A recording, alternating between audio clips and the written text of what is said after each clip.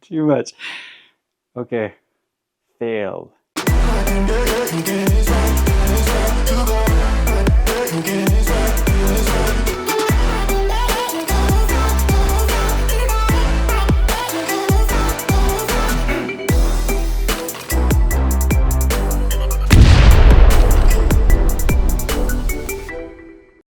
So the plan for today. So recently I signed up for the North American Championship for grip, for arm lifting. That's going to come up in June 1st and 2nd. So I'm going to put a big emphasis on grip training for the next few weeks. So almost no climbing. The climbing that I will be doing is going to be mostly skill development to try to maintain my coordination and movement on the wall, because I do plan on doing competitions later this summer. So I'm going to try to maintain that, but everything else in terms of training is going to be geared towards grip so I can get the maximum results. So my plan right now, probably going to train 4 or 5 days a week for the next few weeks. And then the last week we'll do a little peaking. So I'll drop down the volume quite a bit, and then the intensity is going to go up a bit. And then at the last few sessions, going to also reduce the intensity to eliminate any residual fatigue. So that's kind of like the plan for the next few weeks. So the plan for today, we're going to do a grip workout specifically for the competition. And then in between sets and stuff like that, I'll do a little bit of Q&A, answer some of the questions I've been getting over the past few months and stuff. And then, yeah, hopefully you guys like the format. If you do, let me know, and we'll try to hit more of those up. And if you have any more questions for the next Q&A, put them in the comments down below, and I'll make sure to add them to our next next session. Awesome. All right, so let's get going.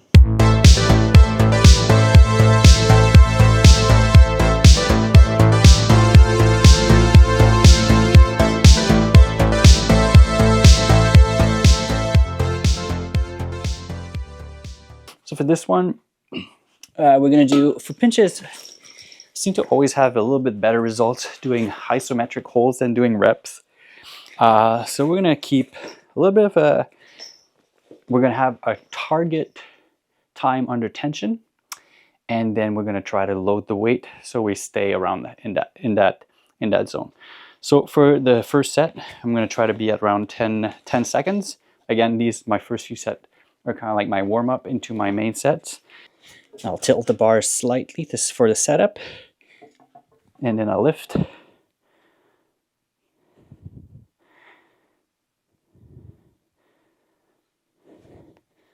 Ten seconds.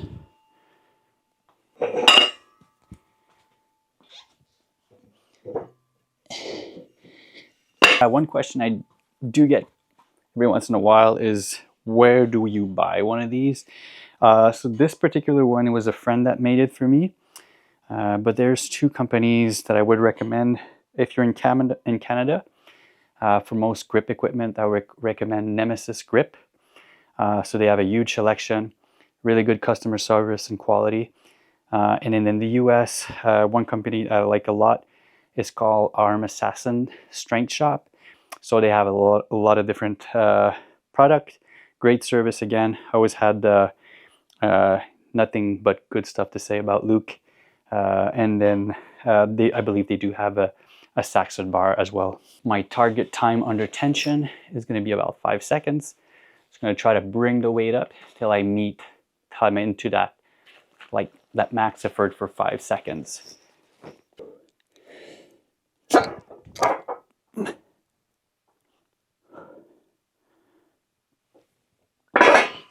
still feels pretty good, those.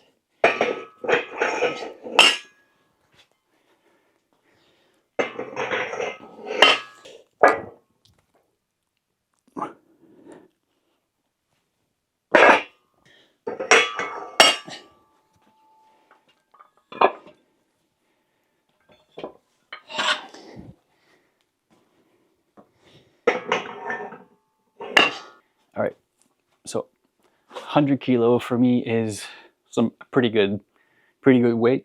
So this will be a good test to 1 month out of the competition to see what type of shape I'm in.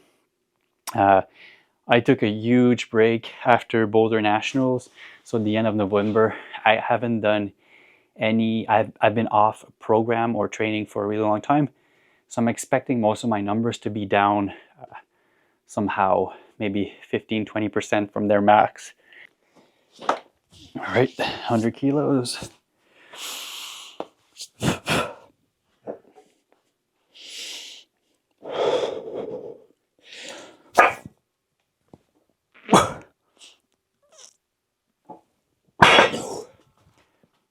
All right, that was good. Heavy, but still felt really good. I was able to easily do my 5 seconds and hold it out at the top. So I think we're gonna add a little bit of weight. So we'll do 105.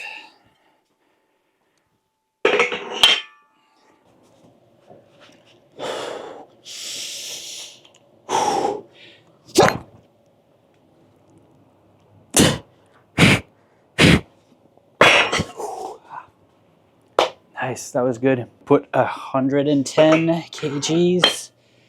That'll be good. That'll be a pretty good lift for me. If I can do that on my first day back into training, I mean, I'll be super happy, right? I'll be super psyched. Back in the day, I remember I used to go tree planting for like 2 months during the summer. And it would take me like 6 to 8 months just to get back whatever I lost in those 2 months. Now, for some reason, I don't know what's happening, like over the last few years, just with life obligations, I don't have as much time to train or climb and stuff, especially regularly. And I've been taking, sometimes I take massive breaks of like 2 to 3 months, and I come back, and usually it doesn't take me too long to come back. I can maintain a pretty high level of strength being off for a while, which is super nice. What I find that is the hardest to get back tends to be technique, so coordination, mobility too. As I'm getting older, that's the thing that's the most challenging to maintain, is mobility. So I have to put a lot of work into that. Oh, that was pretty good. I think I could have definitely lifted the 110. My hands were a little off-centered, and I really felt it when I started going up. I was like, oh fuck. So I can really recover from it. And when I train at home, like I just have these small like taekwondo mats that we put in when we moved in the house years back. So I try to be a little conservative when I lift heavy weights, so I don't drop like 100+ kilos on the floor, on the concrete. So yeah, so I was just like, started feeling the tilt. I was like, okay, let's bring it back down, and we'll try another attempt afterwards.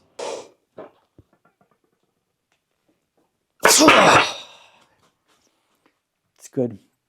It was good. I do know what I was doing wrong. So it's not that my hands were offset, but it's the plate are not to there. So the plates are maybe pushed 2 inches on this side. So that's what caused the imbalance. That was good though. I'm happy with that.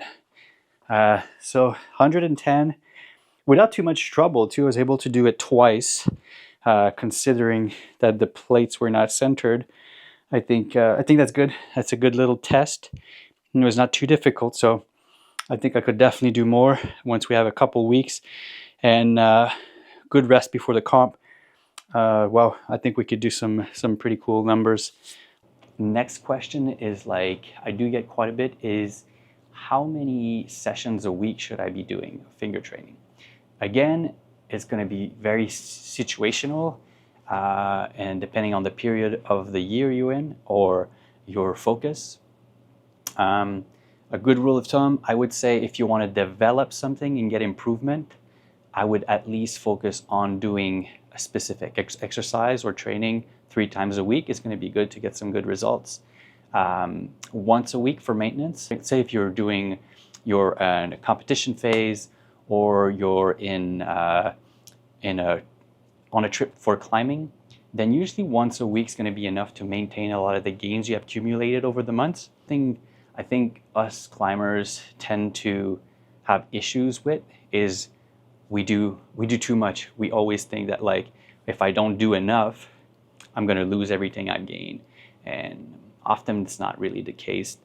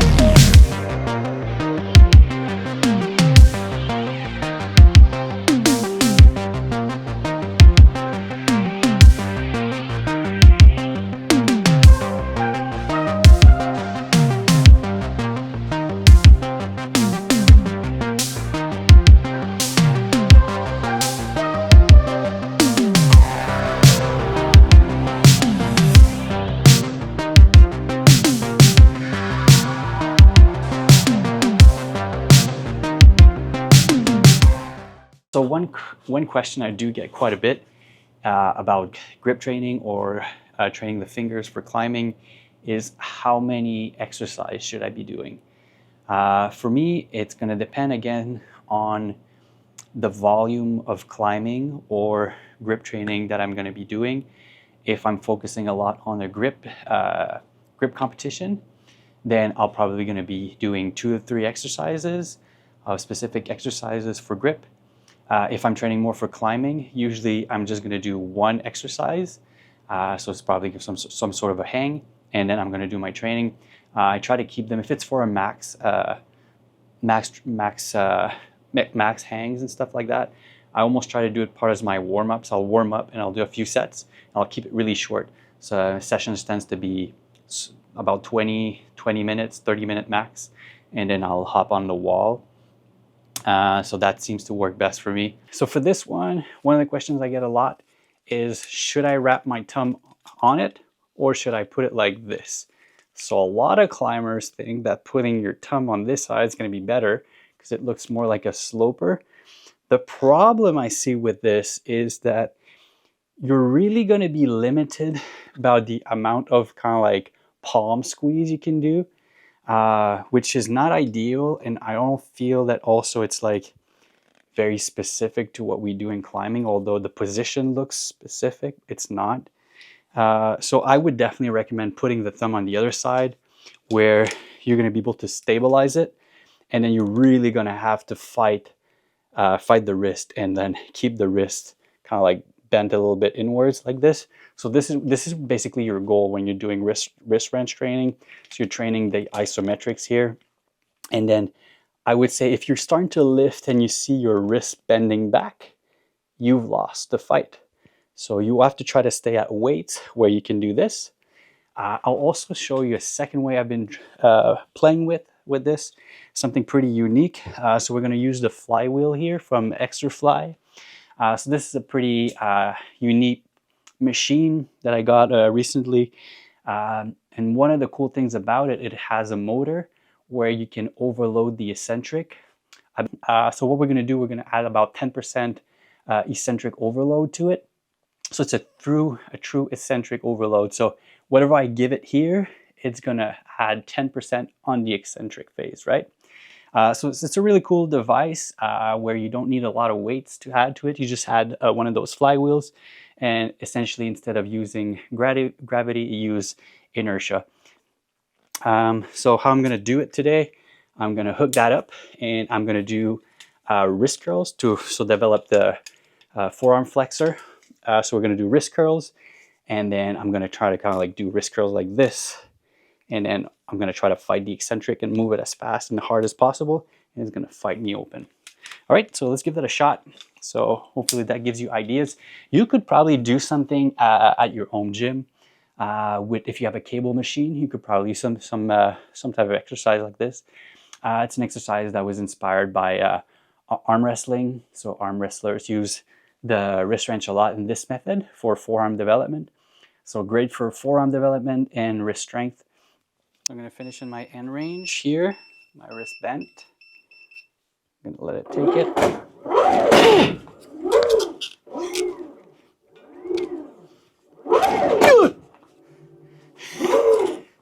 Sorry, too much. Okay, failed.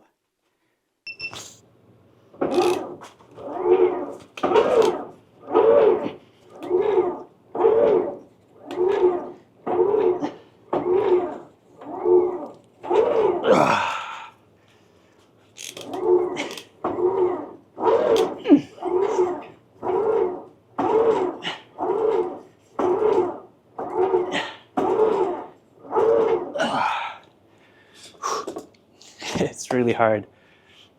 It's a great exercise, like definitely getting a workout in the wrist, the forearm, and then trying to lock it in here.